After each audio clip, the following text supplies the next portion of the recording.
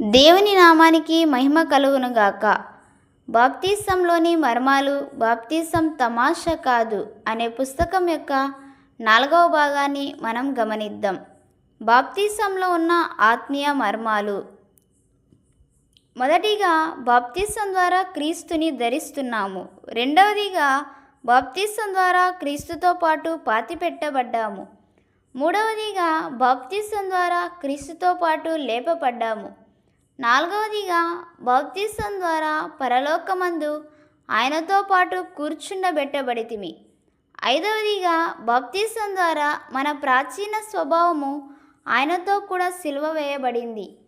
ఆరవదిగా, బాప్తిసం ద్వారా పాపం నుండి విడుదల పొంది నీతికి దేవునికి దాసులుగా మారాము.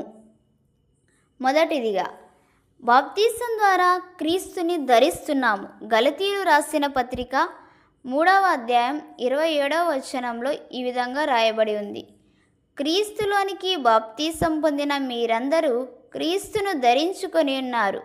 ఈ వాక్యంలో క్రీస్తులోకి బాప్తిసం పొందిన మీరందరూ అని రాయబడి ఉంది. రోమీలు రాసిన పత్రిక 6వ అధ్యాయం 3వలో క్రీస్తు యేసులోనికి బాప్తిసం పొందిన మనమందరము. ఇక్కడ కూడా అదే మాట రాయబడి ఉంది. బాప్తిసం పొందడానికి కావలసిన 5 నిబంధనలు పాటించి బాప్తిసం పొందితే క్రీస్తులోనికి బాప్తిసం పొందిన వారిగా ఉంటారు. క్రీస్తులోనికి బాప్తిసం పొందడం ద్వారా క్రీస్తును ధరించిన వారమై ఉంటారు. క్రీస్తును ధరించుకునే ఒక వ్యక్తిలో క్రీస్తు మాత్రమే కనబడతారు. ఆ వ్యక్తిలో ఉన్న నేను కనబడడానికి అవకాశం లేదు. రోమీలు రాసిన పత్రిక 13వ అధ్యాయం 14వ వచనంలో మెట్టుకు ప్రభువైన యేసుక్రీస్తును ధరించుకొనిన వారై శరీరేచ్ఛలను నెరవేర్చుకొనుటకు శరీరం విషయమై ఆలోచన చేసుకొనకుడి. ఎఫెసీయులు రాసిన పత్రిక 4వ అధ్యాయం 22 నుంచి 24వ వచనాల్లో ఈ విధంగా రాయబడి ఉంది: కావున మునుపటి ప్రవర్తన విషయంలోనైతే మోసకరమైన దురాశల వలన చెడిపోవు మీ ప్రాచీన స్వభావంను వదులుకొని మీ చిత్తవృత్తి యందు నూతనపరచబడిన వారై నీతియు యథార్థమైన భక్తి గలవారై దేవుని పోలికగా సృష్టింపబడిన నవీన స్వభావంను ధరించుకొనవలెను. బాప్తిసం ద్వారా ప్రాచీన స్వభావంను వదులుకొని క్రీస్తుని అనగా నవీన స్వభావం ధరిస్తున్నాం. ఆదికాండం 1వ అధ్యాయం 26వ వచనంలో ఈ విధంగా రాయబడి ఉంది: దేవుడు తన స్వరూపమందు తన పోలిక చొప్పున నరులను చేసెను. దేవుని స్వరూపం, పోలిక అనగా దేవుని గుణాలు, లక్షణాలు. ఎప్పుడైతే నరులు దేవుని మాట వినకుండా సాతాను మాట విన్నారో అప్పుడే మానవులో ఉన్న దేవుని స్వభావాలు, గుణాలు తొలగించబడి సాతాను తన స్వభావాలు, గుణాలు మానవులకు ఇచ్చాడు. ఆ విధంగా వెలుపటి అలంకారం లేదా అలంకరణను కూడా సాతాను మానవులకు ఇచ్చాడు. సాతాను స్వభావంతో బ్రతుకుతున్న ప్రతి మానవులు తిరిగి దేవుని స్వభావం కలిగి జీవించడం కోసమే క్రీస్తు లోకానికి వచ్చారు. క్రీస్తులోనికి బాప్తిసం పొందడం ద్వారా సాతాను స్వభావం వదులుకొని క్రీస్తు స్వభావాన్ని, క్రీస్తు యొక్క జీవితాన్ని ధరించుకొని ఉన్నాము. కొలస్సీలు రాసిన పత్రిక 3వ అధ్యాయం 5, 8 నుంచి 10 వచనాలు: కావున భూమి మీదనున్న మీ అవయములను అనగా జారత్వమును, అపవిత్రతను, కామదురతను, దురాశను, విగ్రహారాధైన ధనాపేక్షను చంపివేడి. ఇప్పుడైతే మీరు కోపము, ఆగ్రహము, దుష్టత్వము, దూషణ, మీ నోట బూతులు అను వీటినన్నిటిని విసర్జించుడి. ఒకరితో ఒకడు అబద్ధమాడకుడి. ఏలయనగా ప్రాచీన స్వభావమును దాని క్రియలతో కూడా మీరు పరిత్యజించి జ్ఞానం కలుగు నిమిత్తము దానిని సృష్టించిన వాని పోలిక చొప్పున నూతన పరచబడుచున్న నవీన స్వభావమును ధరించుకొని ఉన్నారు.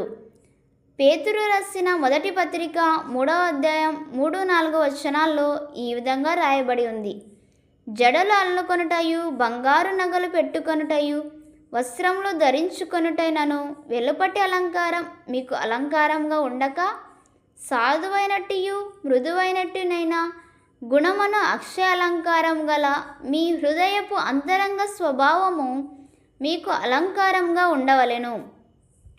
1 తిమోతి 2వ అధ్యాయం 8-10 కావున ప్రతి స్థలమందును పురుషులు కోపమును సంశయమును లేనివారై పవిత్రమైన చేతులెత్తి ప్రార్థన చేయవలనని కోరుచున్నాను.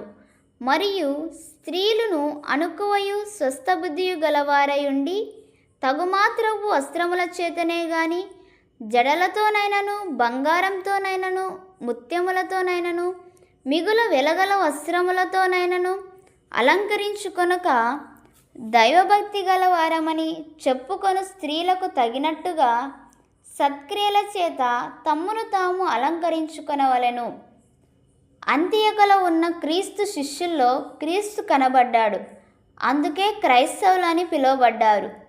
క్రీస్తును ధరిస్తే ఖచ్చితంగా వారిలో క్రీస్తు మాత్రమే కనబడతారు.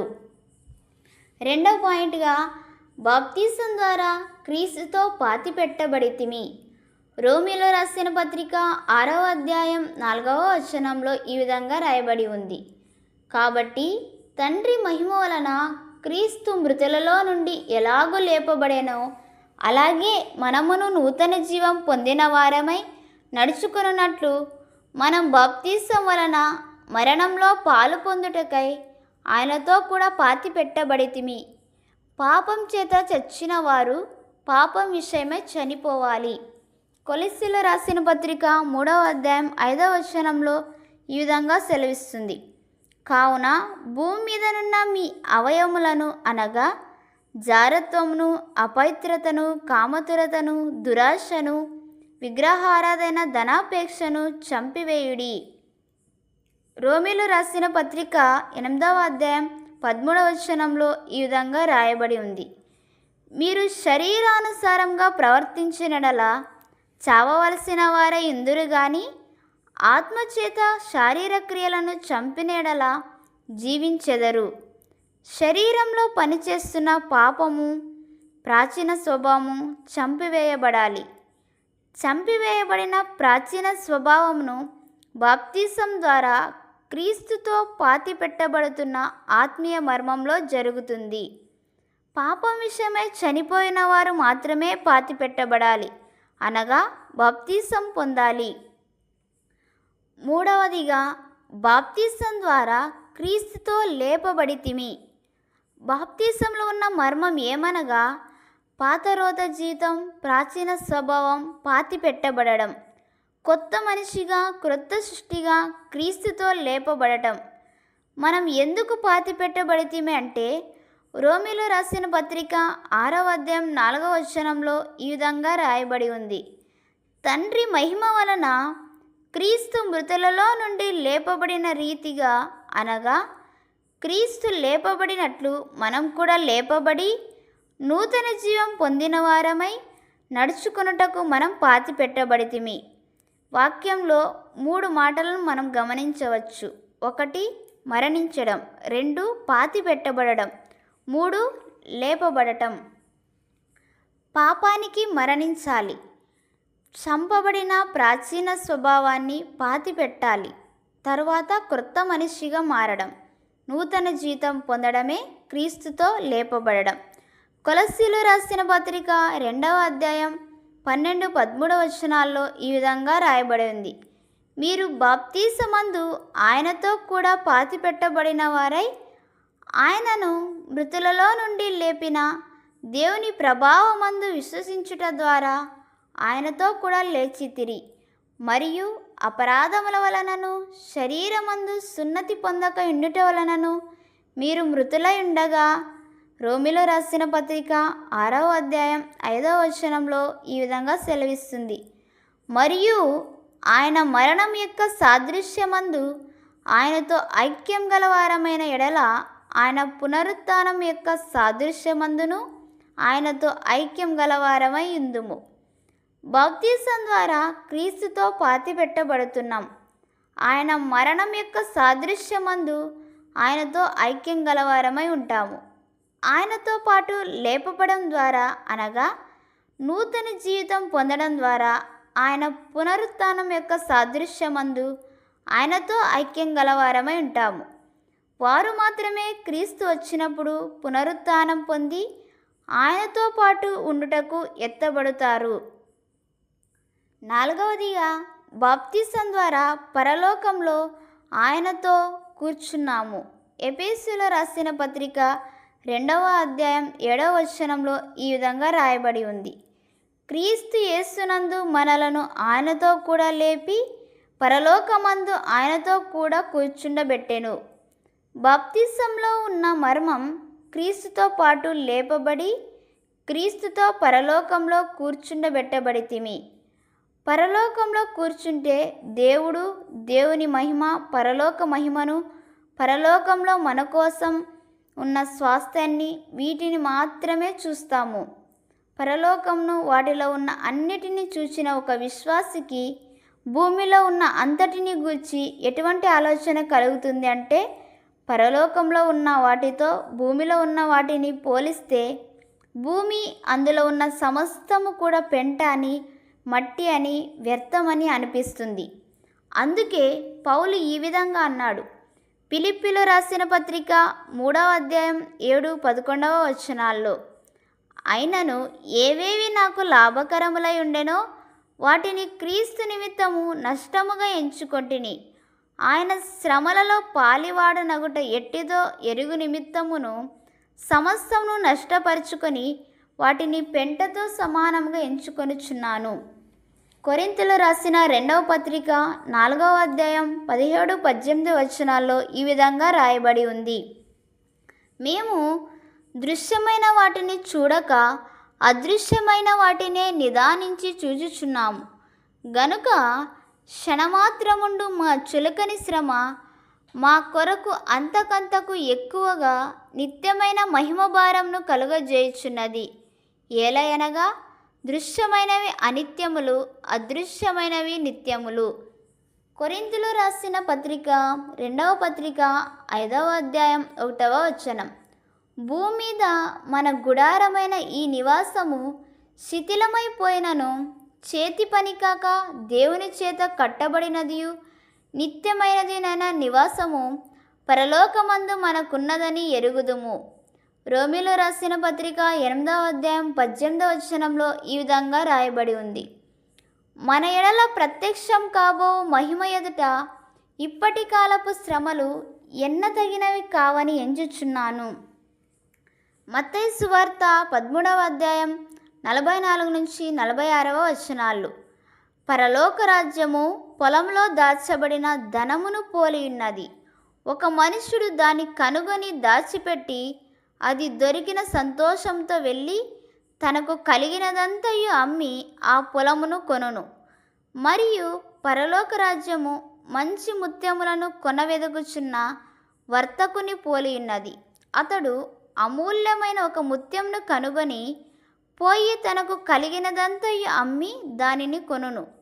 పరలోకం యొక్క విలువను తెలుసుకున్న ఒక విశ్వాసి దాన్ని చేరుకోవడానికి అన్ని విధాలుగా ప్రయత్నం చేస్తారు. తాను కలిగి ఉన్నదంతా పరలోక రాజ్యం పొందుకోవడం కోసం విడిచిపెట్టడానికి కూడా ఇష్టపడతాడు.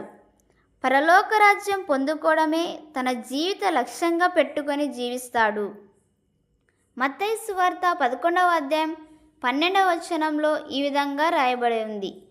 బాప్తీసమిచ్చు యోహాను దినములు మొదలుకొని ఇప్పటి వరకు పరలోక రాజ్యం బలాత్కారంగా పట్టబడుచున్నది, బలాత్కారులు దానిని ఆక్రమించుకొనుచున్నారు. పరలోక రాజ్యం యొక్క విలువను, మహిమను చూడలేని వారు, ఎరగలేని వారు భూ సంబంధమైన వాటి కోసం మాత్రమే బ్రతుకుతారు. అనగా మట్టి కోసం, అల్పమైన వాటి కోసం మాత్రమే బ్రతుకుతారు. కొరింథీయులకు రాసిన మొదటి పత్రిక 15వ అధ్యాయం 19వ వచనం, ఈ జీవితకాలం మట్టుకే మనం క్రీస్తునందు నిరీక్షించు వారమైన ఎడల మనుషులందరికంటే దౌర్భాగ్యులమై ఇందుము. 5వదిగా బాప్తిసం ద్వారా మన ప్రాచీన స్వభావం ఆయనతో కూడా సిలువ వేయబడెను. రోమీయులకు రాసిన పత్రిక 6వ అధ్యాయం 6వ వచనం, ఏమనగా మనమికను పాపమునకు దాసులం కాకుండుటకు పాప శరీరం నిరర్థకమగునట్లు మన ప్రాచీన స్వభావము ఆయనతో కూడా సిలువ వేయబడనని ఎరుగుదము. గలతీలు రాసిన పత్రిక 5వ అధ్యాయం 24వ వచనంలో ఈ విధంగా రాయబడి ఉంది. క్రీస్తు యేసు సంబంధులు శరీరమును దాని ఇచ్చలతోనూ దురాశలతోనూ సిలువ వేస్తున్నారు. గలతీలు రాసిన పత్రిక 2వ అధ్యాయం 20వ వచనంలో నేను క్రీస్తుతో కూడా సిలువ వేయబడి ఉన్నాను. గలతీలు రాసిన పత్రిక 6వ అధ్యాయం 14వ వచనంలో ఈ విధంగా రాయబడి ఉంది. అయితే మన ప్రభు అయిన యేసుక్రీస్తు సిలువయందు తప్ప మరి దేని యందును అతిశయించుట నాకు దూరమవునుగాక. దాని వలన నాకు లోకమునకు నేనును సిలువ వేయబడి ఉన్నాము. ప్రాచీన స్వభావము సిలువ వేయబడాలి. శరీరము దాని ఇచ్చలు దురాశలు సిలువ వేయబడాలి. నేను క్రీస్తుతో సిలువ వేయబడాలి. నాకు లోకమునకు నేనును సిలువ వేయబడాలి. సిలువ వేయబడాలి అంటే చంపబడాలి. సిలువ వేయబడిన క్రియలు అనగా చంపబడిన క్రియలు ఏవి కూడా మన శరీరంలో ఇక మీదట కనిపించకూడదు. 6వదిగా బాప్తీసం ద్వారా పాపం నుండి విడుదల పొంది దేవునికి నీతికి దాసులుగా ఉన్నాము. రోమిలో రాసిన పత్రిక 6వ అధ్యాయం 17వ వచనంలో ఈ విధంగా రాయబడి ఉంది. మీరు పాపమునకు దాసులై ఉంటిరి గాని మునుపు మీరు పాపమునకు దాసులై ఉంటిరి. పాపమునకు దాసులు అనగా సాతానికి దాసులుగా ఉండటం. సాతాను అనే యజమానునికి దాసులుగా ఉంటే అతని ప్రేరేపణలకు లోబడి అతని ఇచ్చలు అన్నీ నెరవేరుస్తూ జీవించాలి. పాపం వలన వచ్చు జీతం మరణం అని రోమిలో రాసిన పత్రిక 6వ అధ్యాయం 23వ వచనంలో రాయబడి ఉంది. మరణం అనగా శారీరక మరణం కాదు. శారీరక మరణం అందరికీ ఉంటుంది. పాపం వలన వచ్చు జీతం మరణం అంటే అగ్నిగంధకములతో మండుగుండంలో యుగయుగాలు కాలుతూనే ఉండటం. ప్రకటన 20వ అధ్యాయం 14-15 వచనాల్లో ఈ విధంగా రాయబడి ఉంది. మరణమును మృతుల లోకమును అగ్నిగుండంలో పడవేయబడెను. ఈ అగ్నిగుండము 2వ మరణం. ఎవని పేరైనను జీవగ్రంథమందు వ్రాయబడినట్టు కనబడని ఎడల వాడు అగ్నిగుండంలో పడవేయబడెను. మనుషులు అంటారు, మేము స్వతంత్రులము, మా ఇష్టాన్ని బట్టి చేయడానికి, మా ఇష్టం బట్టి జీవించడానికి మాకు స్వాతంత్రం ఉంది. కానీ మనుషులు ఏదో ఒకదానికి దాసులుగా ఉంటారని బైబిల్ చెబుతుంది. రోమిలో రాసిన పత్రిక 6వ అధ్యాయం 16వ వచనంలో ఈ విధంగా రాయబడి ఉంది. లోబడుటకు దేనికి మిమ్మును మీరు దాసులుగా అప్పగించుకొందురో అది చావు నిమిత్తముగా పాపమునకే గాని నీతి నిమిత్తముగా విధేయతకే గాని దేనికి మీరు లోబడుదురో దానికే దాసులగుదురని మీరు ఎరుగరా. పాపానికి గాని నీతికి గాని సాతానికి గాని దేవునికి గాని దాసులుగా ఉండవలసినదే. రోమిలో రాసిన పత్రిక 6వ అధ్యాయం 18వ వచనంలో పాపం నుండి విమోచింపబడి నీతికి దాసులైతిరి, ఇందుకు దేవునికి స్తోత్రము.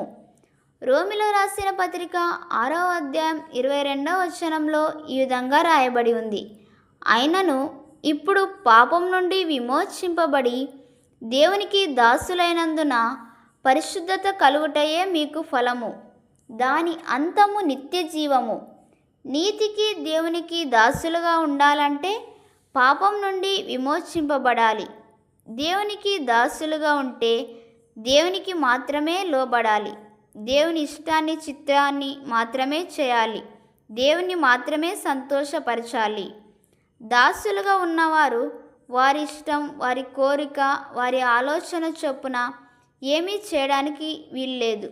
దేవునికి దాసులుగా ఉంటే దేవునికి మాత్రమే లోబడాలి. గలతీలు రాసిన పత్రిక 1వ అధ్యాయం 10వ వచనంలో ఈ విధంగా రాయబడి ఉంది. ఇప్పుడు నేను మనుష్యుల దయను సంపాదించుకొనజూచుచున్నానా, దేవుని దయను సంపాదించుకొనజూచుచున్నానా? నేను మనుషులను సంతోషపెట్టగోరుచున్నానా? నేనిప్పటికీ మనుష్యులను సంతోషపెట్టువాడనైతే క్రీస్తు దాసులను కాకయే పోదును. తన ఆలోచనలకు ఇష్టమునకు చోటు లేదు. మనుషుల ఆలోచనకు ఇష్టానికి చోటు లేదు. లోకం యొక్క ఆలోచన ఇష్టానికి చోటు లేదు. సాతాను యొక్క ఆలోచనకి ఇష్టానికి చోటు లేదు. దేవునికి దాసులుగా ఉంటే దేవుడు మహాపరిశుద్ధుడు గనుక మన జీవితం కూడా పూర్తిగా పరిశుద్ధంగా మార్చబడును. పరిశుద్ధ జీవితం యొక్క ఫలితం నిత్య జీవం అని వాక్యం చెబుతుంది. బాప్తిసం ద్వారా మనం పాపం నుండి విమోచన పొంది దేవునికి దాసులై ఉండుటకై మనం మన జీవితాన్ని దేవునికి సమర్పిస్తున్నాం. పేతురు రాసిన మొదటి పత్రిక 2వ అధ్యాయం 16వ వచనంలో ఈ విధంగా రాయబడి ఉంది. స్వతంత్రులై ఉండియు దుష్టత్వమును కప్పిపెట్టుటకు మీ స్వాతంత్ర్యమును వినియోగపరచక దేవునికి దాసులమని లోబడి ఉండుడి. గలతీయులు రాసిన పత్రిక 5వ అధ్యాయం 13వ వచనం ఈ విధంగా సెలవిస్తుంది. సహోదరులారా, మీరు స్వతంత్రులుగా ఉండుటకు పిలువబడితిరి. అయితే ఒక మాట, ఆ స్వాతంత్రమును శారీర క్రియలకు హేతువు చేసుకొనక ప్రేమ కలిగిన వారై ఒకనికొకడు దాసులై ఉండుడి. మీ మనస్సు దానిలో ఉన్న ఉద్దేశాలు, ఆశలు, కోరికలను ఒకసారి పరిశీలన చేస్తే మీరు ఎవరికి దాసులు అనే విషయం మీకే స్పష్టంగా అర్థమవుతుంది. వాక్యానుసారమైన బాప్తిసం పొందిన వారికి దేవుడు ఇస్తున్న 3 దీవెనలను మనం గమనిద్దాం. మొదటిగా పాప క్షమాపణ, రెండవదిగా పరిశుద్ధాత్మ, మూడవదిగా ఆయన సంఘంలో చేరుస్తాడు. మొదటిగా పాప క్షమాపణ. అపోస్తుల కార్యములు 2వ అధ్యాయం 38వ వచనంలో ఈ విధంగా సెలవిస్తుంది. పేతురు, మీరు మారు మనస్సు పొంది పాప క్షమాపణ నిమిత్తం ప్రతివాడు యేసుక్రీస్తు నామమున బాప్తిసం పొందుడి, అప్పుడు మీరు పరిశుద్ధాత్మ అనువరం పొందుదురు. పాప క్షమాపణ ఇస్తాడు. మారు మనస్సు పొంది బాప్తిసం తీసుకుంటే పాపాలు అన్నీ క్షమించబడతాయి. పాప క్షమాపణ చాలా అవసరమైనది. ఎందుకంటే క్షమించబడలేని ఏ ఒక్క పాపం ఉన్నా కూడా మనం పరలోకం చేరలేము. ఒప్పుకొని విడిచిపెట్టే ప్రతి పాపానికి పాప క్షమాపణ దొరుకుతుంది. కీర్తనలు 32:1-2-5 వచనాలు. తన అతిక్రమములకు పరిహారం నొందినవాడు, తన పాపమునకు ప్రాయశ్చిత్తం నొందినవాడు ధన్యుడు.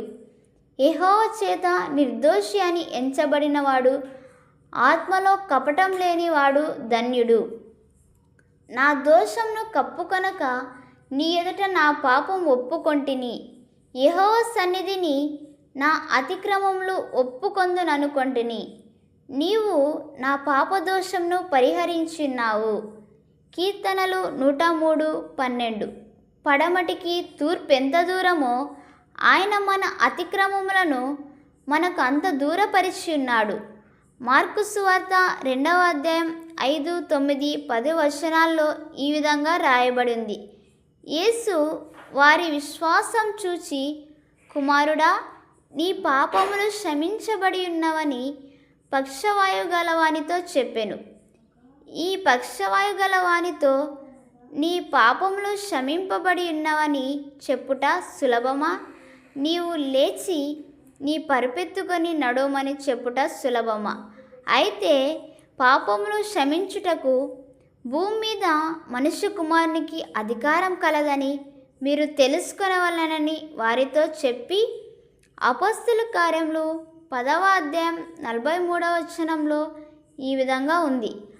ఆయన యందు విశ్వాసముంచు వాడెవడో వాడు ఆయన నామం మూలముగా పాప క్షమాపణ పొందునని ప్రవక్తలందరూ ఆయనను గూర్చి సాక్ష్యమిచ్చుచున్నారనెను. కొలస్సీలు రాసిన పత్రిక 1వ అధ్యాయం 14వ వచనంలో ఈ విధంగా రాయబడి ఉంది. ఆ కుమారుని యందు మనకు విమోచనము అనగా పాప క్షమాపణ కలుగుచున్నది. కొలస్సీలు రాసిన పత్రిక 3వ అధ్యాయం 13వ వచనం ఈ విధంగా సెలవిస్తున్నది. ఎవడైనను తనకు హాని చేసెనని ఒకడు అనుకొనిన ఎడల ఒకనికొకడు సహించుచు ఒకనికొకడు క్షమించుడి. ప్రభువు మిమ్మను క్షమించినలాగున మీరును క్షమించుడి. పాపాలు క్షమించబడిన తర్వాత పాపాలు చేయకూడదు. చేస్తే చాలా ప్రమాదం ఉంటుంది. యోహాను సువార్త 5వ అధ్యాయం 14వ వచనంలో ఈ విధంగా రాయబడి ఉంది. అటు తరువాత యేసు దేవాలయంలో వానిని చూచి, ఇదిగో స్వస్థత నొందితివి, మరీ ఎక్కువ కీడు నీకు కలుగకుండునట్లు ఇకను పాపం చేయకమని చెప్పగా, యోహాను సువార్త 8వ అధ్యాయం 11వ వచనంలో ఈ విధంగా రాయబడి ఉంది. ఆమె, లేదు ప్రభువా అనెను. అందుకు యేసు, నేనును నీకు శిక్ష విధింపను, నీవు వెళ్ళి ఇక పాపం చేయకుమని ఆమెతో చెప్పెను. హెబ్రీలో రాసిన పత్రిక 10వ అధ్యాయం 26-27 వచనాల్లో ఈ విధంగా రాయబడి ఉంది. మనము సత్యమును గూర్చి అనుభవ జ్ఞానం పొందిన తరువాత బుద్ధిపూర్వకంగా పాపం చేసిన ఎడల పాపములకు బలి ఇకను ఉండదు గాని న్యాయపు తీర్పునకు భయంతో ఎదురు చూచుటయు విరోధులను దహింపబోవు తీక్షణమైన అగ్నియు ఇకను ఉండును. రోమీలో రాసిన పత్రిక 2వ అధ్యాయం 5వ వచనంలో ఈ విధంగా ఉంది. నీ కాఠిన్యమును మార్పు పొందని నీ హృదయంను అనుసరించి ఉగ్రత దినమందు అనగా దేవుని న్యాయమైన తీర్పు బయలుపరచబడు దినమందు నీకు నీవే ఉగ్రతను సమకూర్చుచున్నావు. మారు మనసు పొంది బాప్తిసం పొందడం వలన పాపాలు క్షమించబడి నిర్మలమైన మనస్సాక్షి కలుగుతుంది. పేతురు రాసిన మొదటి పత్రిక 3వ అధ్యాయం 21వ వచనంలో, దానికి సాదృశ్యమైన బాప్తిసము ఇప్పుడు మిమ్మును రక్షించుచున్నది. అదేదనగా శరీర మాలిన్యము తీసివేయుట కాదు గాని యేసుక్రీస్తు పునరుత్థాన మూలముగా దేవుని విషయము నిర్మలమైన మనస్సాక్షినిచ్చు ప్రత్యుత్తరమే. హెబ్రీలో రాసిన పత్రిక 9వ అధ్యాయం 14వ వచనంలో ఈ విధంగా ఉంది. నిత్యుడగు ఆత్మ ద్వారా తన్ను తాను దేవునికి నిర్దోషినిగా అర్పించుకొనిన క్రీస్తు యొక్క రక్తము నిర్జీవ క్రియలను విడిచి జీవము గల దేవుని సేవించుటకు మీ మనస్సాక్షిని ఎంతో ఎక్కువగా శుద్ధి చేయును. హెబ్రీలో రాసిన పత్రిక 10వ అధ్యాయం 22వ వచనంలో ఈ విధంగా రాయబడి ఉంది. మనస్సాక్షికి కల్మషం తోచకుండునట్లు ప్రోక్షింపబడిన హృదయములు గలవారమును నిర్మలమైన ఉదకంతో స్నానం చేసిన శరీరములు గలవారమునై ఉండి విశ్వాస విషయంలో సంపూర్ణ నిశ్చయత కలిగి యథార్థమైన హృదయముతో మనము దేవుని సన్నిధానమునకు చేరుదము. రెండవదిగా పరిశుద్ధాత్మ. పెంతెకొస్తు పండుగ దినం 120 మంది ఒక చోట కూడి వచ్చినప్పుడు అందరూ పరిశుద్ధాత్మ చేత నిండిన వారై ఆత్మ వారికి వాక్శక్తి అనుగ్రహించిన కొలది అన్య భాషలతో మాట్లాడసాగిరి. ఈ శబ్దము కలుగగా జనులు గుంపులుగా కూడి వచ్చి ప్రతి మనుషుడు తన తన స్వభాషలతో మాట్లాడటం విని కలవరపడిరి. విభ్రాంతి నంది ఆశ్చర్యపడి కొందరు అపహాస్యం చేసిరి. పేతురు లేచి నిలిచి అపోస్తల కార్యములు 2వ అధ్యాయం 16-17 వచనాల్లో యోవేలు ప్రవక్త ద్వారా చెప్పబడిన సంగతి ఇదే. ఏమనగా, అంత్యదినములందు నేను మనుషులందరి మీద నా ఆత్మను కుమ్మరించెదను. మీ కుమారులను మీ కుమార్తెలను ప్రవచించెదరు. మీ యవనులకు దర్శనములు కలుగును. మీ వృద్ధులు కలలు కందురు అని చెప్పెను. ఇంకా యేసును గూర్చిన సువార్త ప్రకటించెను. వారు ఈ మాటలు విని హృదయంలో నొచ్చుకొని, మేము ఏమి చేయాలి అని పేతురును కడమ అపోస్తలులను అడగగా, మేము ఏమి చేయాలి అనే ప్రశ్నకు అర్థం ఏమనగా, మీరు అందరూ పొందిన పరిశుద్ధాత్మ మాకు కావాలి, ఆ ఆత్మను పొందుకోవడానికి మేము ఏమి చేయాలి అని అడిగారు. పరిశుద్ధాత్మను మీరు పొందుకోవాలంటే దానికోసం ఉండవలసిన సిద్ధపాటు ఖచ్చితంగా కలిగి ఉండాలి. దానికి పేతురు అపోస్తల కార్యములు 2వ అధ్యాయం 38వ వచనంలో పేతురు, మీరు మారు మనస్సు పొంది పాపక్షమాపణ నిమిత్తం ప్రతివాడు యేసుక్రీస్తు నామంన బాప్తిస్మం పొందుడి, అప్పుడు మీరు పరిశుద్ధాత్మ అనువరం పొందుదురు అని పరిశుద్ధాత్మ పొందడానికి మార్గం చెబుతున్నారు. మారు మనస్సు పొంది బాప్తిసం పొందిన వారికి పరిశుద్ధాత్మ అను విలువైన దీవెన అనుగ్రహించబడును. పరిశుద్ధాత్మ గూర్చిన వాగ్దానాలు. యోవేలు గ్రంథం 2వ అధ్యాయం 28-29 వచనాలు. తరువాత నేను సర్వజనుల మీద నా ఆత్మను కుమ్మరింతును. మీ కుమారులను మీ కుమార్తెలను ప్రవచనములు చెప్పుదురు. మీ ముసలివారు కలలు కందురు. మీ యవనులు దర్శనములు చూతురు. ఆ దినములలో నేను పనివారి మీదను పనికత్తెల మీదను నా ఆత్మను కుమ్మరింతును. లూకాసు వార్త 11వ అధ్యాయం 13వ వచనంలో ఈ విధంగా రాయబడి ఉంది. పరలోకమందున్న మీ తండ్రి తన్ను అడుగువారికి పరిశుద్ధాత్మను ఎంతో నిశ్చయంగా అనుగ్రహించుననెను. యోహాను సువార్త 1వ అధ్యాయం 33వ వచనంలో, నేను ఆయనను ఎరుగనైతిని గాని నీళ్ళలో బాప్తీసమిచ్చుటకు నన్ను పంపినవాడు నీవెవని మీద ఆత్మ దిగివచ్చి నిలుచుట చూతువో ఆయనే పరిశుద్ధాత్మలో బాప్తీసమిచ్చువాడని నాతో చెప్పెను. యోహాను సువార్త 7వ అధ్యాయం 37-39 వచనాల్లో ఈ విధంగా రాయబడి ఉంది. ఆ పండుగలో మహాదినమైన అంత్యదినమున యేసు నిలిచి, ఎవడైనను దప్పికొనిన ఎడల నా యొద్దకు వచ్చి దప్పి తీర్చుకొనవలెను. నా యందు విశ్వాసముంచు వాడెవడో లేఖనం చెప్పినట్టు వాని కడుపులో నుండి జీవజల నదులు పారునని బిగ్గరగా చెప్పెను. తన యందు విశ్వాసముంచువారు పొందబో ఆత్మను గూర్చి ఆయన ఈ మాట చెప్పెను. యేసు ఇంకను మహిమపరచబడలేదు గనుక ఆత్మ ఇంకను అనుగ్రహింపబడి ఉండలేదు. యోహాను సువార్త 14వ అధ్యాయం 16-17 వచనాలు. నేను తండ్రిని వేడుకొందును, మీ యొద్ద ఎల్లప్పుడూ ఉండుటకై ఆయన వేరొక ఆదరణకర్తను అనగా సత్యస్వరూపయోగ ఆత్మను మీకు అనుగ్రహించును. లోకం ఆయనను చూడదు, ఆయనను ఎరుగదు గనుక ఆయనను పొందనేరదు. మీరు ఆయనను ఎరుగుదురు, ఆయన మీతో కూడా నివసించును, మీలో ఉండును. యోహాను సువార్త 16వ అధ్యాయం 7వ వచనంలో ఈ విధంగా రాయబడి ఉంది. అయితే నేను మీతో సత్యం చెప్పుచున్నాను, నేను వెళ్ళిపోవటం వలన మీకు ప్రయోజనకరము. నేను వెళ్ళని ఎడల ఆదరణకర్త మీ యొద్దకు రాడు, నేను వెళ్ళిన ఎడల ఆయనను మీ యొద్దకు పంపుదును. యోహాను సువార్త 20-22 వచనం.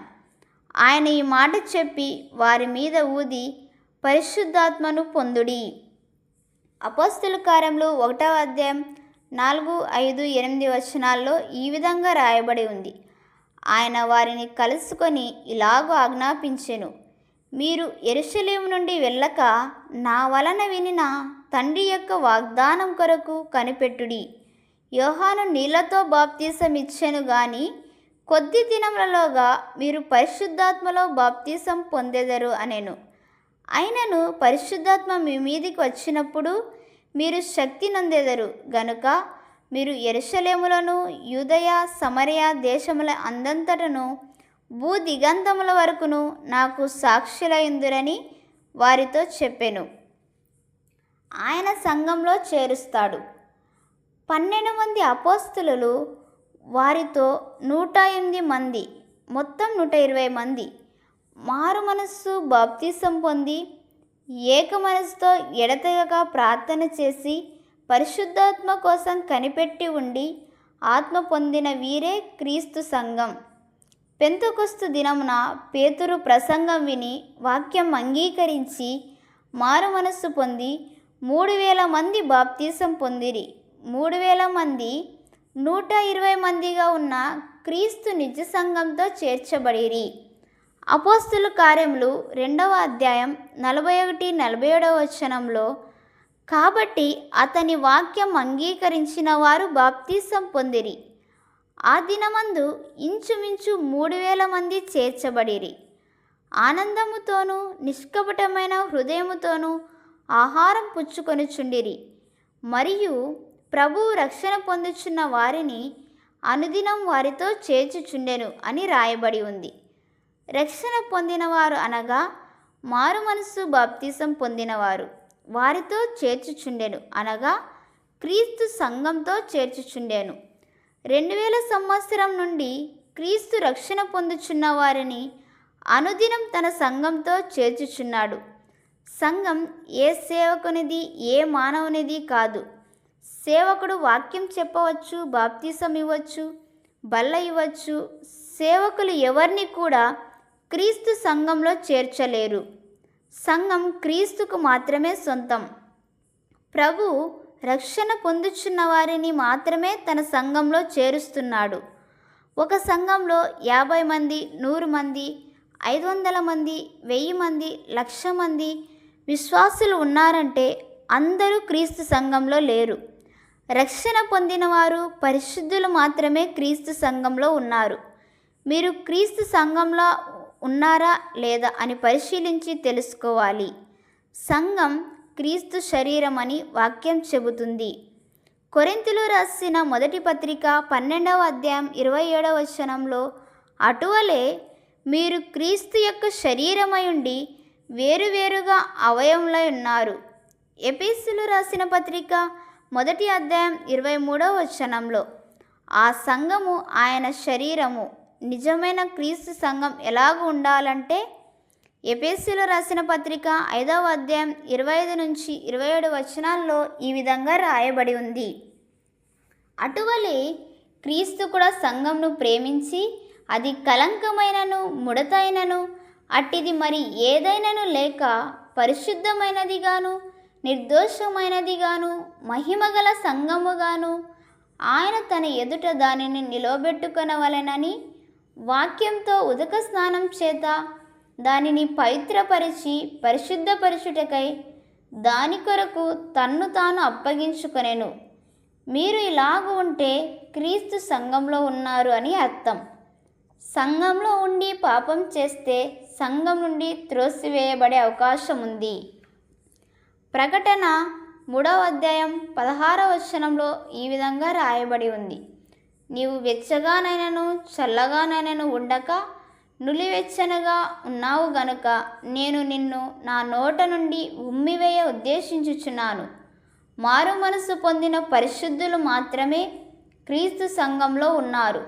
ఈ సంఘం మాత్రమే రాకడలో ఎత్తబడి పరలోకంలో క్రీస్తుతో పాటు ఉంటుంది.